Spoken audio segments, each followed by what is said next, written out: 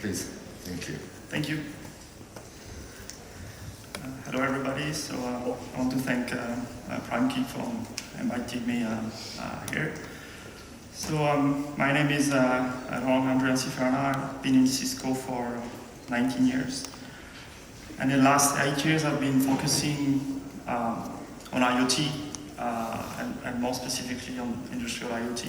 And I'm part of a global team that is looking at industrial IoT solutions, which are, hardware, software, and services. But yeah, yesterday there was some mention of industrial IoT, and I'm going to talk about what we call field area networking. So anybody have heard of this term, field area networking? So it comes from the utility world.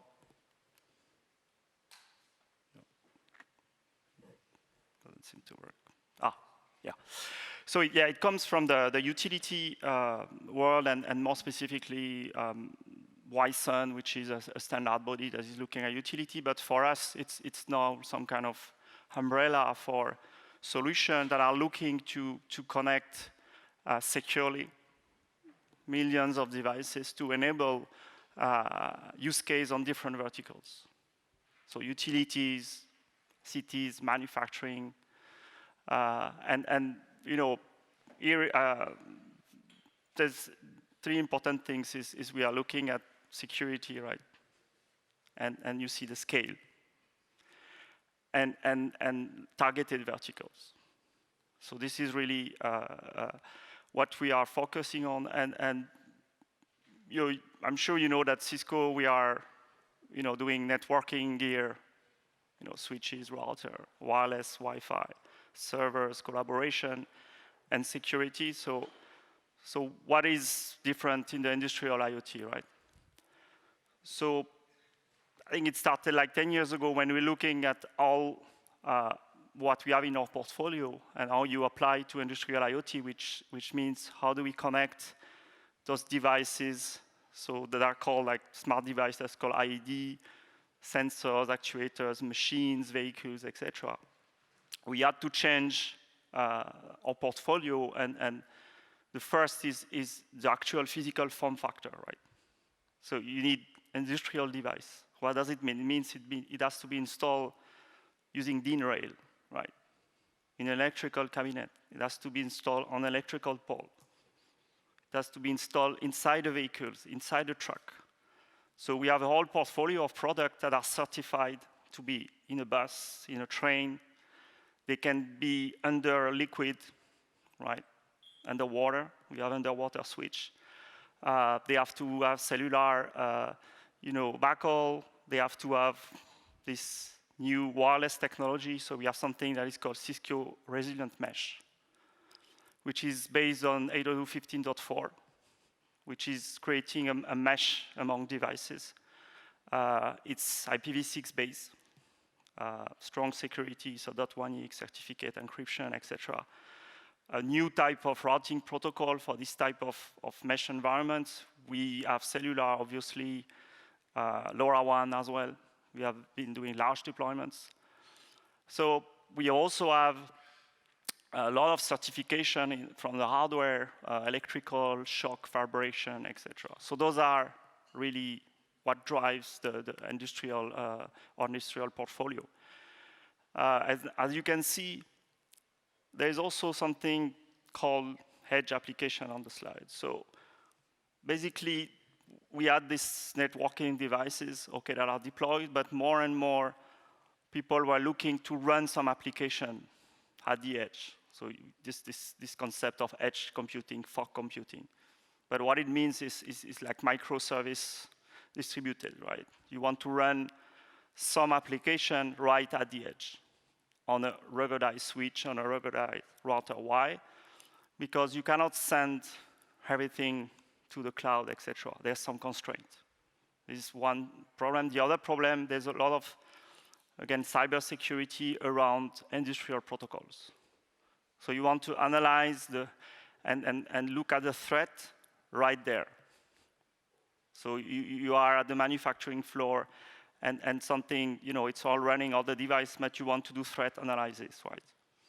And you cannot deploy an IT firewall there, right? It's an industrial floor. There's dust, vibration, etc.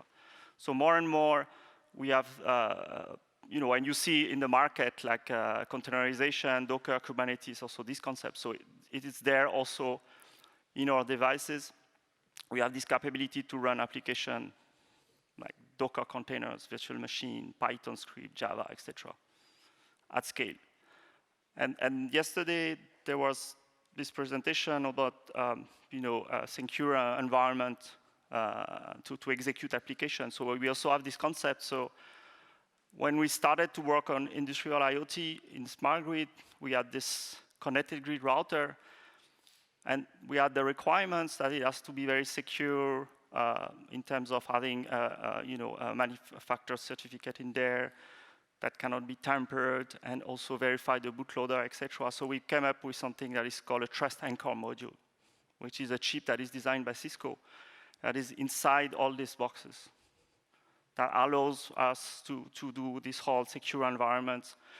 We can check the firmware, the bootloader, etc., a random number generation, adding the SUDI inside, etc.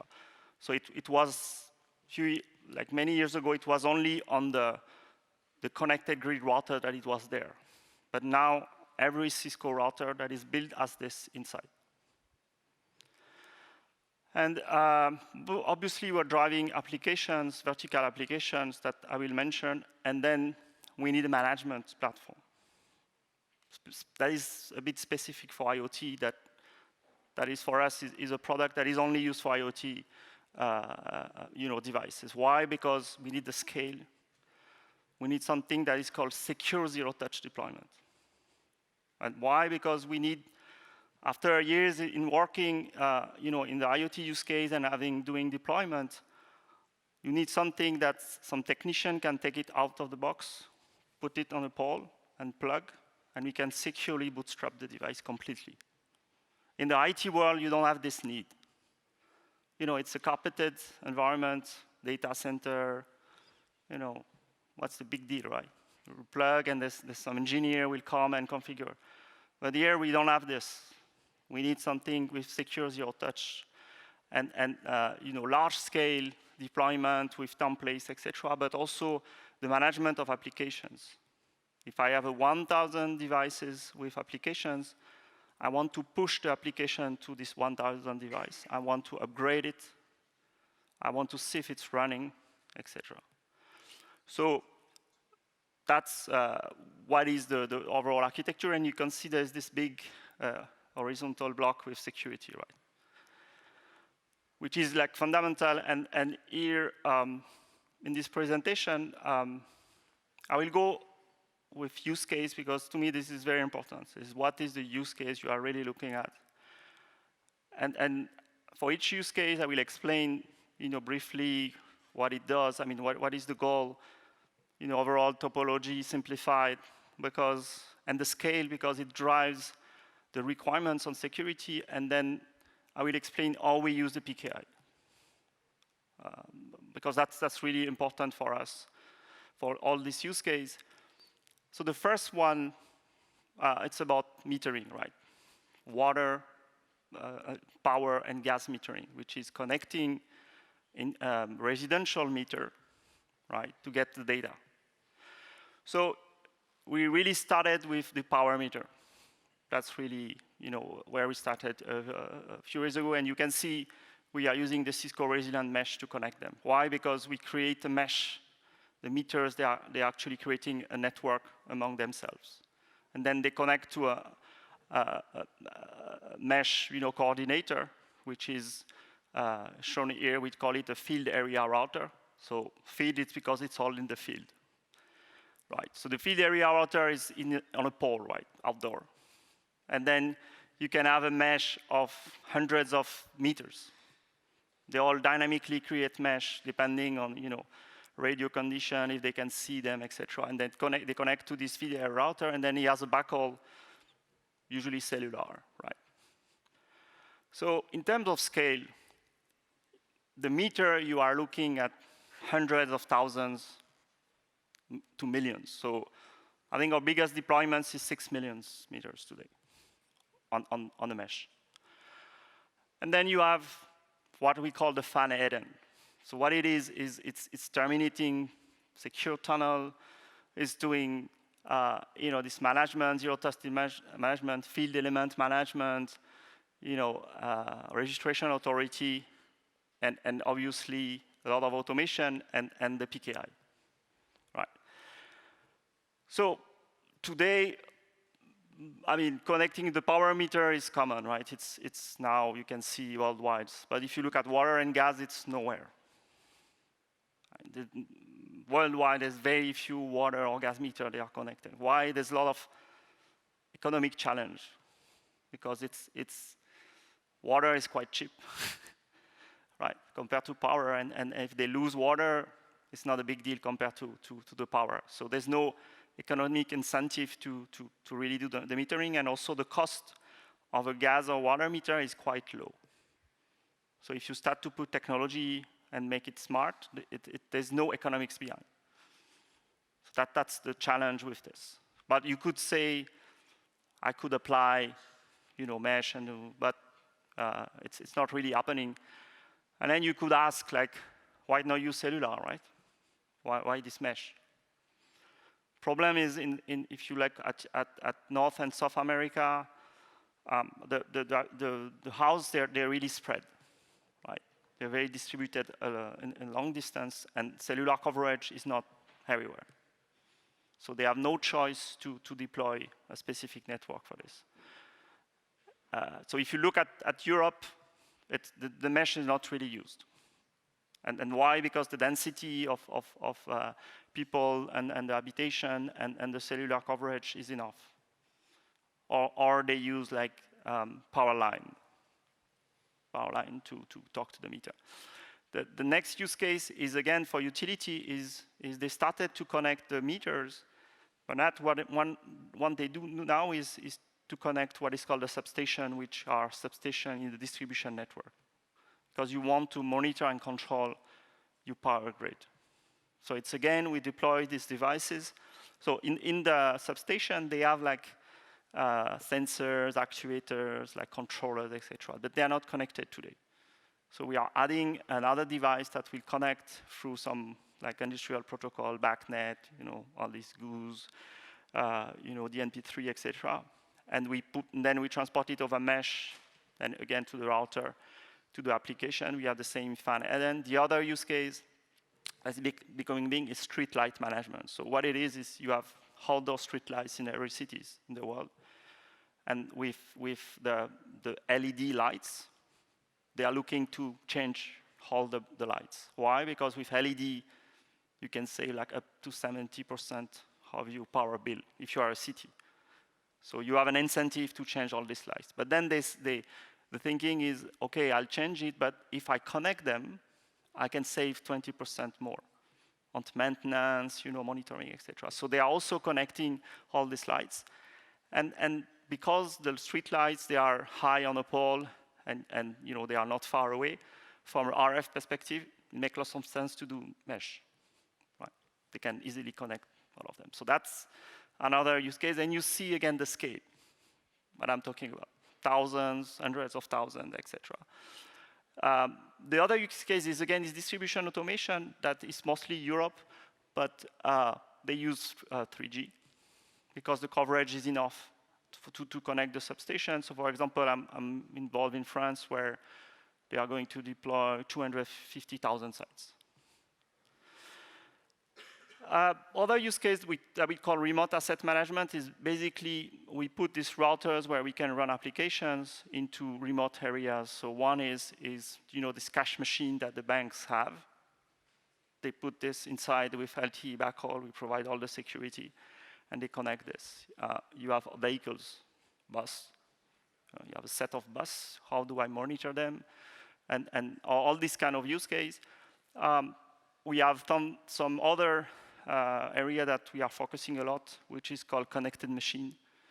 And this is manufacturing, like big manufacturers, and they have these big machines. So we connect them, obviously, through Ethernet, etc. But again, there is a need to have what is called industrial compute, which is a box that can be installed on manufacturing floor, which is basically a PC, but we have the facility to manage them at scale and to push application securely, manage application securely. That's another big area. And the other one is more related to transportation. So I'm sure you've heard of this autonomous vehicle, vehicle to infrastructure, vehicle to vehicle, communication, etc. So there is an ongoing project to deploy at intersections where you have traffic lights, some equipment that use radio, DSRC, and some other technology to talk to vehicles. And then there could be an interaction between the vehicle and the traffic lights.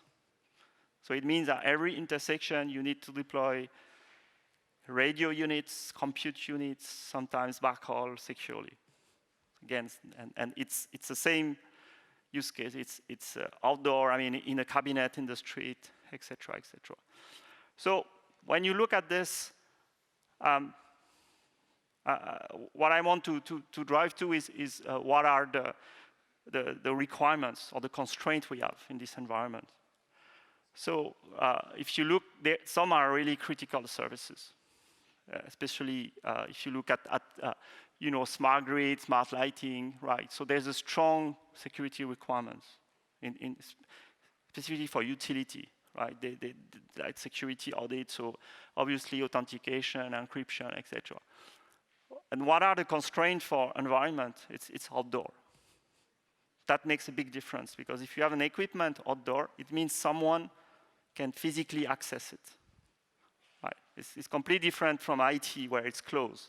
Right? You can have physical, like gates and then badge and all kind of security, but when it's outdoor, this is a constraint. Someone can access it. And the problem is there is a facility where they have the equipment, and someone will pick up the equipment and drive to the site, and they will deploy it on the site. Between those 2 points, there's a risk. If someone takes the equipment and inside you have something that is IP address of the company, connection, password, all these kind of things, nothing has to be there, right? Because it can be lost. So only when it's deployed at the point, you do the secure bootstrapping. Only here you can push the configuration, not before. There's a risk. So yeah, outdoor, we have like large scale unattended. So this is where we need those automated enrollment protocols.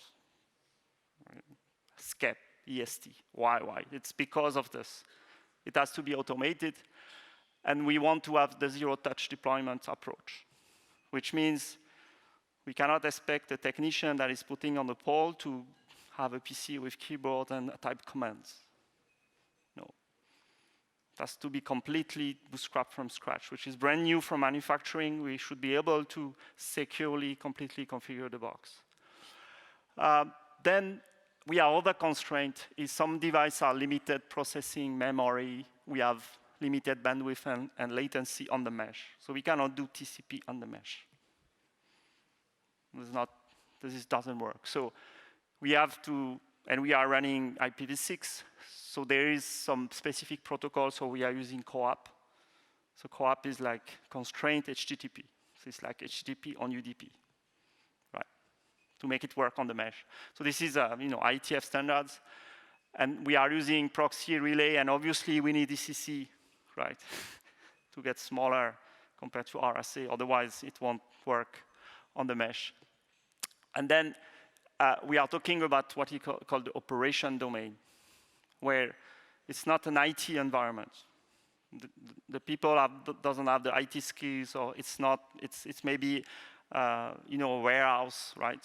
And you have a lot of these constraints, so we need a lot of automation and specific security infrastructure. So going back to the use case, if I look at the first use case, right, we need certificate on the meters and the field area router to secure the communication over the air, right? so encryption, authentication, but also between the router and the head end, we use what is called, Cisco call it Flex VPN, but it's actually IPsec IPv2. So every time you can see we are setting up a secure tunnel. Because between the field area router and the head end is completely non-trusted. Even in some utility, we use fiber and it goes inside their network, but from them it's not trusted. It's some other department, some other group. So always we need to have this tunnel, which means you need keys and you need certificate, etc. And we are also using TLS for the protocols in this field area router. So we are not using SNMP, syslog, all these things that use in IT. Here we cannot use them. They don't scale. They are not very efficient on bandwidth, etc. So we have created new protocols that are on top of TLS that does this large-scale management. And honestly, it's because it was not really existing in the standards, etc. So obviously, we are pushing a lot of this into standards, but we have what our agent that is running in the router, it's now an SDK that we are opening to third party to make this work also on non-Cisco boxes. But you could see for the other use case, for the first one, we are using CARSA and ECDSA. We use ECC for the meter, and we use SCEP for automated enrollment. Because we need to enroll them, thousands, hundreds of thousands. For the other use case, it's the same SCEP and also EST for enrollment. But you can see how we use the PKI and how we use automated enrollment protocols. So yeah, I won't go through all, but you understand, the logic, tunnels, TLS, and automated enrollment. So going into more details to explain what different things we have done is we have our field area router, so this is a use case with SCEP, and we have our SUDI inside, right? That is in this trusted Anchor module, this chipset. That allows us to sign the enrollment request, the SCEP, and we have our own array. So why we have our own array? So first, in terms of security, you can see that the router is coming from a non-trusted environment, right? And is going to connect to the array. So the array is in a different security zone than the rest, right? So it has to be, have specific security routes, routing, etc. So the array is a router for us. Okay. What is a bit new is we getting the enrollment request, and we can verify it's a Cisco device, right? Because we have the SUDI, and we know it's been signed by Cisco manufacturing. And then we are doing an authorization based on the serial number. Why? Is because we want to make sure this device is being authorized. We are not using CRL or these kind of things. And the reason is it's more flexible like this. We can, if devices have been decommissioned, we use it. So we use Radius and just a database to do this. So when it's been authorized, the SCEP will go through EGBCA, will allocate a certificate, and we send it back. And after that, you can do IPsec, TLS, etc. And now, for the mesh, we need ECC, right? So we cannot use SCEP. So we are using EST. And here, it's a mesh. So there is multiple hops because you reach one node that is acting as a relay.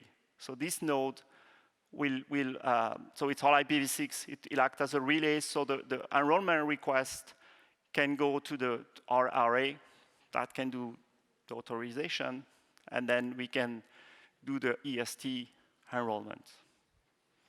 Right. So that's the idea. So the difference is having this array doing the radius authorization, and then we use EGBCTA EST through this. So all this is actually today being validated, completely tested, over IPv6 with real devices, using eGCP Enterprise Edition. So in terms of deployment aspects of the FANED end, our idea is to bundle everything together, everything, database, AAA server, etc., and eGBCA. And we have decided to use Docker Kubernetes for that, and Ansible. And again, why it's come back to automation. We believe it's the best way for us to have something that is automated, and we can install it on an appliance, we can install it in a large data center, we can install it on the cloud, because Kubernetes can be deployed in all these environments automatically. So we are getting away of like VMs. We were doing VMs and VMware, all this. So now we have completely automated the deployment of all components on some Cisco appliance, which is a router where we can put a server blade inside.